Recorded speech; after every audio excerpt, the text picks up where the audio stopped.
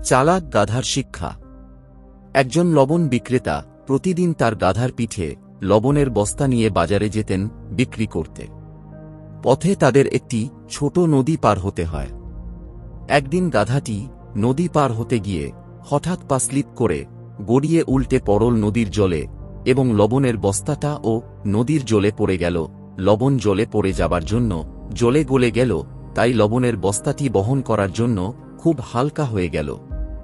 গাধা খুব খুশি হল। তারপর থেকে গাধাটি প্রতিদিন ওই একই চালাকি করতে শুরু করল। লবণ বিক্রেতা গাধার ওই চালাকি বুঝতে পেরে যায়। সে গাধাকে উচিত শিক্ষা দেওয়ার সিদ্ধান্ত নিল।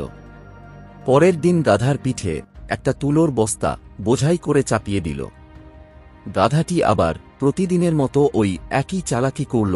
নদী পার হতে গিয়ে নদীর জলে বস্তাটি ফেলে দিল, এই আশায় যে তুলোর বস্তাটি আরও হালকা হবে। কিন্তু হলো তার উল্টো, জলে ভিজে তুলো আরও ভারী হয়ে গেল। আর ভেজা তুলা বহন করতে গাধাটি অনেক কষ্ট পেল। এই অভিজ্ঞতার পর গাধাটি আর কোনোদিন চালাকি করতে শিখল না এবং লবণ বিক্রেতা আবার খুশি হলেন।